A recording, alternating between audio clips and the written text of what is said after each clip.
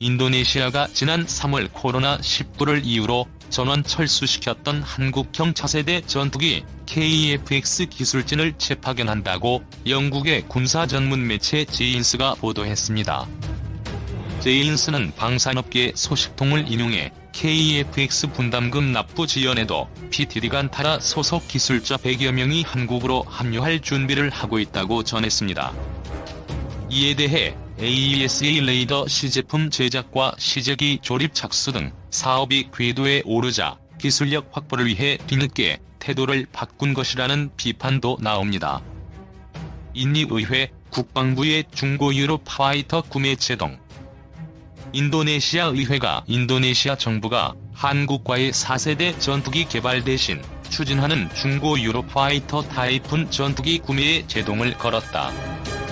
타이푼 전투기는 유럽 항공기 제작업체 에어버스와 영국의 방산업체 BAE 시스템스, 이탈리아 레오나르도 컨소시엄이 생산한 것으로 오스트리아는 2002년 20억 유로의 방공 임무를 주로 하는 기본형을 도입했다. 길이 15.96m, 너비 10.95m, 높이 5.28m의 자체 중량 11톤, 최대 이륙重량 23.5톤이다. 최고 속도는 마하 2이다. 동체와 날개 등 13발의 미사일과 폭탄 9톤을 장착한다. 인도네시아 매체 트리뷴 뉴스는 20일 인도네시아가 유로파이터 전투기를 구매하고자 한다는 소문이 있었다며 이같이 보도했다. 트리뷴 뉴스에 따르면 프라보우 수비안토 인도네시아 국방부 장관이 지난 10일자로 클라우디아 티네르 오스트리아 국방장관에게 보낸 편지에서 이 같은 의향을 나타냈다. 앞서 오스트리아 디 프레세는 19일 프라보우 장관이 유로파이터 타이푼 전투기 15대를 구매하겠다고 제안하는 서한을 타너 장관에게 보냈다고 보도했다. 디프레스는 서한은 10일자로 지난 주말 늦게 도착했다고 전했다. 프라보우 장관은 이날 오전 언론 매체에 나돈 서한에서 유럽의 기술력과 노하우에 늘 감명을 받은 저는 아래의 제안에 대한 귀하의 지지를 요청하며 이는 양국의 상호이익이 될 것이라고 밝혔다. 자카르타 포스트에 따르면 프라보우 장관은 서한에서 인도네시아 공군 현대 목표를 달성하기 위해 귀국 인도네시아 공군을 위한 15대 유로파이터 타이푼을 귀국에서 구매하는 방안을 공식 협의를 개시할 것을 제안드리고 싶다고 설명했다. 이에 대해 인도네시아 국방부는 서한의 진위에 대해 확인하지 않았다. 퇴역 장성인 TV 하산누딘 인도네시아 의원은 20일 성명을 내고 이 정보가 사실이라면 국방부는 중고 전투기 구매 계획을 중단해야 한다고 밝혔다. 하산누딘 의원은 방위산업과 관련한 2012년 법률 16조를 언급하면서 하원과 정부는 중고 전투기를 다시는 사지 않기로 했다고 설명했다. 그는 중고 항공기 구매 고려는 항공기 수명이 다하고 정비 부품을 구할 때라고 강조했다. 하산누딘 의원에 따르면 인도 의회가 승인한 전투기 획득 프로그램은 4세대 전투기인 인도네시아 KF-X를 생산하도록 한국과 협력을 계속하는 것과 11억 달러의 러시아 수호이 -35 플랭커 2 슈퍼 플랭커스를 구매하는 것뿐이다. 러시아제 전투기 구매 계약은 미국의 제재 우려로 아직 진척이 없다. 방산업계에 따르면 한국항공우주산업과 인도네시아 PTT는 KF-X 전투기를 공동 설계, 제작해 이 중 한국이 120대를 구매할 예정이며 인도네시아는 48대를 구매할 것으로 추정되고 있다. 인도네시아 내부에서는 해외 무기 도입에 제동을 거는 모습이다.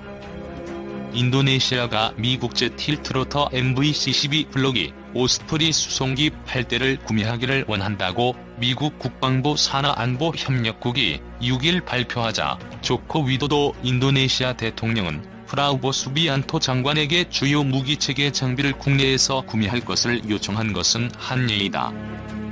인도네시아가 중고 타이푼 구매를 원한다고 해도 성사는 미지수다. 타이푼을 인도네시아 판매하기 위해서는 컨소시엄 참여 4개국의 승인을 얻어야 하기 때문에 판매 승인은 복잡하다고 디 프레세는 지적했다. 물론 그렇게 어렵지 않을 것이라는 반론도 있다. 유로파이터 타이푼 컨소시엄은 지난 2015년 타이푼 판매를 위해 인도네시아에서 로드쇼를 벌였으며 당시 웨스타 자바 반도에 있는 국영 항공기 업체 공장에 실물 모형을 전시하는 등 판매 의사를 적극 개진했기 때문이다. 당시 유로파이터 컨소시엄은 인도네시아가 타이푼 구매를 결정하면 스페인의 생산 라인을 인도네시아에 이전하고 전투기의 지상 공격 능력을 개선하는 등 업그레이드를 하겠다는 제안을 했다. 인도네시아 의원 중 한 명이 반대하고 대통령이 해외 구매 중단을 요청한다고 해서 인도네시아 국방부가 해외에서 전투기 구매를 중단할 것이라고 장담하기는 어려워 보인다. 인도네시아 국내 방산업계는 전투기를 생산할 역량이 아직은 없다. 지난 2010년 한국의 차세대 전투기 개발 프로그램에 지분 20%로 참여한 이유다. 게다가 올해 초 브라우보 장관이 프랑스를 방문했을 때 인도네시아가 프랑스 다소사의 라팔 전투기 48대와 스코르펜 잠수함 2척, 초계함 2척을 구매할 것이라는 보도도 나왔다. 우리나라의 전투기 평균 연령은 몇 살일까? 490여 기의 대한민국 현역 전투기 중 F5, F와 F4F, RF4C와 같은 전투기를 포함하면 총 274기, 대한민국에서 뛰는 전투기 중 절반을 훨씬 뛰어넘는다. 따라서 이들 전투기의 연령이 대한민국 전투기의 연령의 평균이라고 생각해도 과언은 아닐 것이다. 대한민국 현역 전투기의 절반을 차지하는 저 전투기들의 나이를 계산해본 결과 대부분 2에서 30살. 많이 나가는 전투기는 35살까지 나가기도 하는데 필자의 나이보다 훨씬 많다. 전투기의 나이가 무슨 상관이냐고 물어보는 독자 제위 10분도 조금 계실 테니 그에 대해서 조금 설명하도록 하겠다. 대략 전투기는 경제 수명을 가진다. 이 경제 수명이란 것은 대략 전쟁에서 그 전투기가 활약할 수 있는 기간, 전투기가 부품 손상 시 갈아 끼울 수 있는 부품의 생산 기간, 전투기 엔진과 여러가지 기체의 수명, 전투기의 효율성 등을 종합적으로 평가해 내리는데 보통 전투기의 경제 수명은 랩덕이든 수호이든 유로파이터든 30년 정도로 잡는다. 이렇게 해서 보통 돈 많은 천조국 같은 나라들은 30년이 되기도 전에 바꾸고 그래도 산다는 나라는 30년 딱 채우면 바꾸는데 우리나라의 경우에는 F5F와 F4F, RF4C의 경제 수명이 몇 년 정도 지났는데도 그대로 쓰고 있다. 이게 왜 문제냐고 하면 단순히 전투에서의 효율성 그런 것도 있지만 더 큰 문제는 전투기 부품이 손상 시 부품을 교체해서 전투기를 유지시켜야 하는데 그 부품이 포 생산 종료 워크리를 맞았다는 것이다. 그러니까 전투기의 부품이 손상되었더라도 부품을 교체하지 못한다는 것인데 이렇게 되면 전투기의 최대 능력을 발휘하는 건 고사하고 당장 전투기 파일럿의 생명부터 위협받는다는 것이다. 거기다가 실제 수명도 몇 년 뒤 끝나기 때문에 가급적 빨리 신형 전투기를 구매해야 한다고 할 수 있겠다. 이로 인해서 노무현 정부에서 최초로 계획한 FX 되시겠다. KFX도 있지만 이는 전투기 자체 개발이므로 시간이 오래 걸릴 것으로 예상되어 본문에서는 생략하도록 하겠다. 노통이 진행한 1차 FX에서 경합을 뚫고 선정된 전투기는 F-15였다. 이렇게 노통의 주도로 FX 사업이 진행되고 이지의 유로파이터와 러시아의 S-35, 보잉사의 F-15가 경합을 벌여 최종적으로는 F-15K가 한국의 차기 주력 전투기로 정해진다. 하지만 F-15가 아무리 날고 기고 해봤자 전폭기는 전폭기, 아직도 한국에는 공중우세 임무를 뛸 전투기는 부족한 실정에다가 가까운 중국에서 J-20이라는 스텔스기도 자체 개발한 상황. 이에 MB 정부는 그동안 미루던 3차 FX 사업을 진행하기로 한다. 현재 3차 FX 사업은 총 4개의 회사의 전투기로 압축되어 있는데 이들이 순서대로 보잉사의 F-15SE 사일런트 이글, 록히드 마틴사의 F-35 라이트닝 II, 이지의 유로파이터 타이푼, 마지막으로 수호이의 수호10 100파 되시겠다. 각각의 기종들은 모두 스텔스 기능을 가지고 있고 각자의 장단점이 있는 바라 우리나라로서는 결정하기 쉽지 않은 일이다.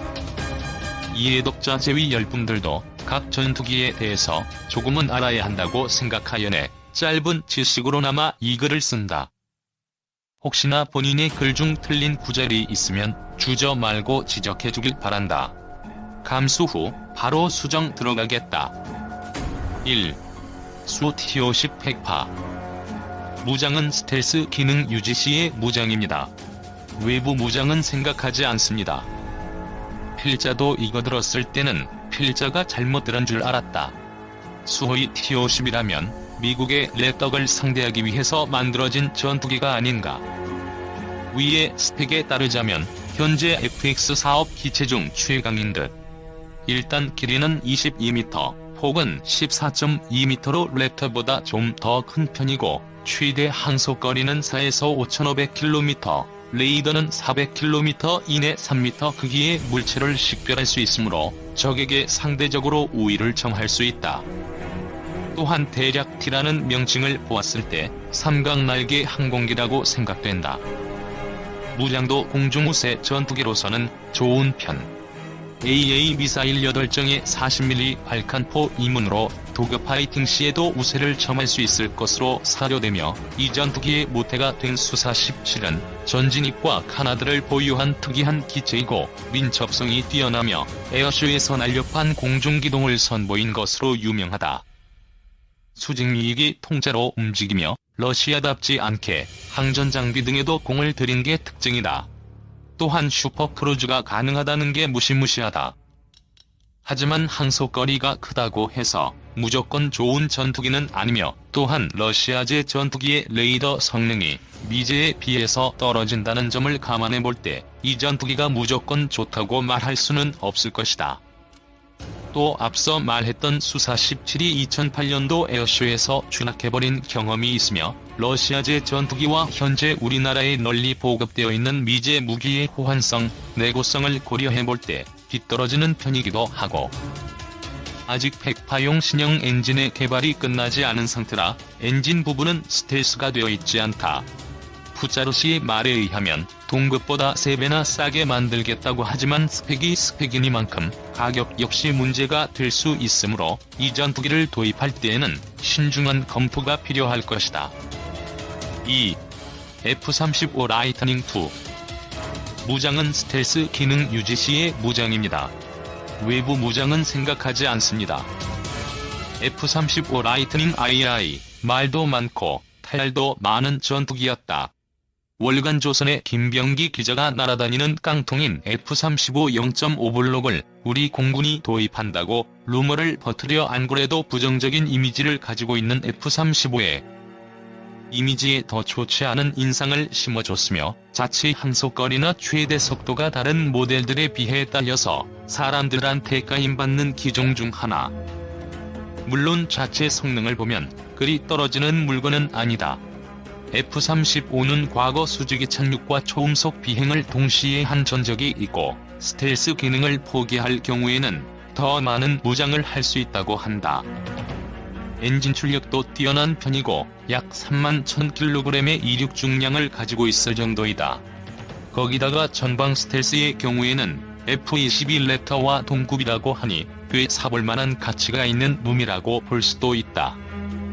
또한 HMD와 완전 디지털 조종석의 채용으로 조종실에서 아날로그 기기를 찾을 수 없고 DAS 시스템의 채용으로 360도 전방향의 적외선 화상을 HMD에 연결, 조종사는 뒤를 돌아보는 것만으로도 후방의 적외선 카메라가 촬영한 영상을 보는 것이 가능하다고 한다.